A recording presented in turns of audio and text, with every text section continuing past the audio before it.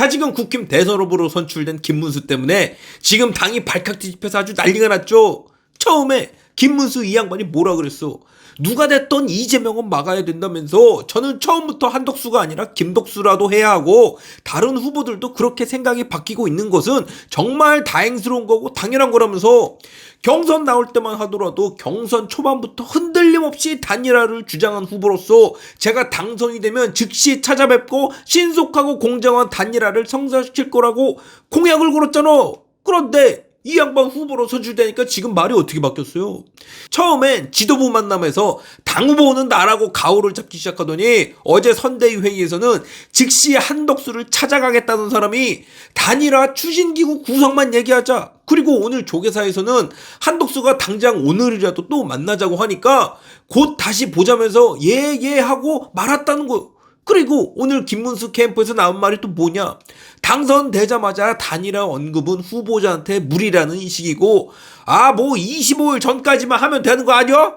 이지랄 떨면서 또 사람 속을 뒤집어 놓는 거요. 그리고 지금 김문수 책 사러 있는 우리의 척키 김재원은 또 뭐라 그러느냐? 여러 가지 절차와 과정을 거치겠지만 마지막 투표용지에는 기호 2번 김문수 후보가 적혀있을 것이라고 확신하고 있습니다. 이러면서 말을 바꾸니 이게 지금 국민의힘 입장에서 얼마나 어이없는 일이에요. 예? 당장 대통령 계엄이랑 탄핵 때문에 정권 교체 여론이 50% 아래로 아예 떨어지질 않는데 여기다 대놓고 국힘 후보로 뽑혔다는 놈이 뻔히 자기 지지율 안 나오는 걸 다 알면서 이렇게 뻗대면서 완장질을 하겠다고 다소봐. 그럼 국민들이 보기에 국민의힘을 뭐라고 볼 것이며 김문수나 한덕수한테 뭐라 그러겠냐고. 보나마나 병신들 육갑한다 그러지. 어이구 우리 유망하신 국민의힘 후보님들 이번에 이재명 잘 한번 이겨보세요. 이렇게 칭찬하고 써? 저는요 제 영상을 봐오신 분들은 아시겠지만 저는 무슨 일만 벌어졌다면 우리 김문수 편을 들었다고. 문수영이 국회에서 꼿꼿하게 앉아있는 것도 와 깡다구 좋다고 편을 들었고, 민주당이 문재인 김일성주의자 발언으로 시비 걸 때도 대쪽 같다면서 김문수 편을 들었어. 일제시대 국정 문제로 시비 걸 때도 사실은 사실대로 말하는 김문수를 보라면서 대리만족을 느꼈던 놈이라고. 왜? 맞는 말을 하니까 편을 들지 말 같지도 않은 말 하는데 편을 들어? 그런데 지금 와서 저는 왜 김문수 후보를 비판하겠어요? 남자답게 약속을 안 지키니까 비판하는 거지 내가 미쳤다고 비판하냐고. 남자면 남자답게 약속을 지켜라 이거야. 왜 지지했던 사람들 쪽팔리게 하니까 두말하냐고. 처음부터 당선되면 바로 한덕수 만나서 단일화 하겠다고 약속을 했죠. 그럼 당선되자마자 달려가서 같이 이재명 잡자고 단일화를 해야지. 남들은 바빠 죽겠는데 지금 뭐 하는 거냐고. 여러분들은 김문수 후보를 왜 지지했어요? 누구보다 적극적으로 단일화에 나서면서 그 살신성인의 자세를 보고 지지하지 않았어?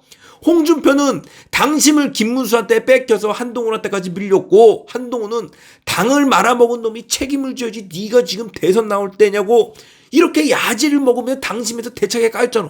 그리고 이 단일화 후보 적합도 여론조사를 봐. 여기 국힘 후보들 중에 한덕수를 뛰어넘을 사람이 누가 있어요?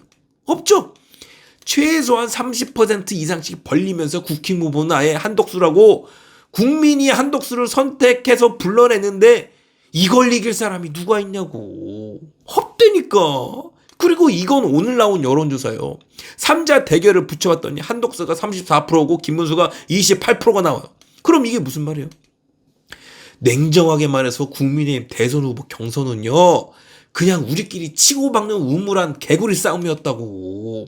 한마디로 그냥 예선전이었다고. 그런데 지금 우리 대선 며칠 남았어? 오늘이 5월 5일이니까 이제 대선 한 달도 안 남았죠. 그러면 지금 현실에서 가장 중요한 건 뭐예요? 지지율이잖아. 그런데 우리 김문수 후보는 지금 왜 이럴까요?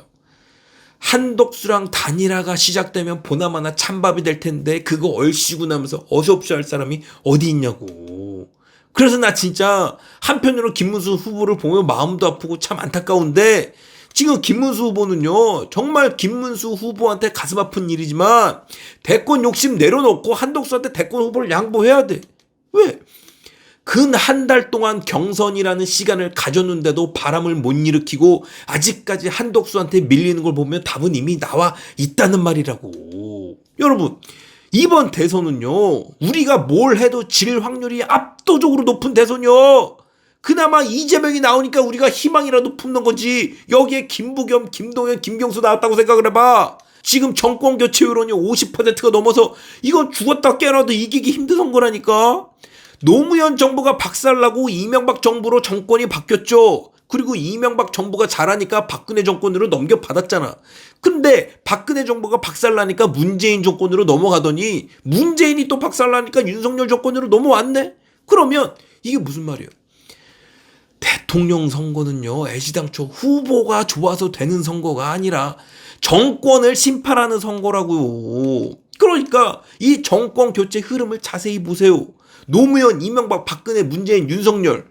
작살나는 정부 다음에는 어김없이 정권 심판론이 득세를 했고 결국 정권이 교체됐잖아. 그러면 여러분들 생각에 우리가 김문수 후보로 정권 연장할 수 있을 것 같아요? 경선을 한 달 동안 했는데도 이렇게 조용하고 당장 한덕수한테 밀리는데 우리가 김문수를 어떻게 대통령으로 만들어? 그리고 요즘 윤어게인 하자는 사람들이 김문수한테 갖다 붙더만. 그럼 이건 중도들한테 제발 우리 좀 찍지 말아달라고 고사를 지내는 거지. 이게 어떻게 정권 연장해달라고 읍소를 하는 선거냐고. 그래서 제가 생각하는 김문수 후보요, 당장 내 돈 3억 내고 죽을 고생해서 대권 후보가 됐는데 책상에 앉자마자 방을 빼라니까 기분이 더럽죠. 이건 누구나 다 공감할 수 있는 반응이고, 나도 내 돈 들여서 선거에서 승리했는데 이튿날부터 언제 한덕수한테 양보하실 거예요? 이 소리 들으면 짜증난다고. 그런데 김문수 후보가 처음부터 약속했던 말이 뭐냐고. 이재명을 막을 수 있다면 그 어떤 일도 하겠다면서 당선 즉시 한덕수 찾아가서 단일화 협상을 하겠다 그랬죠. 그런데 지금 와서 보니까 뭐야.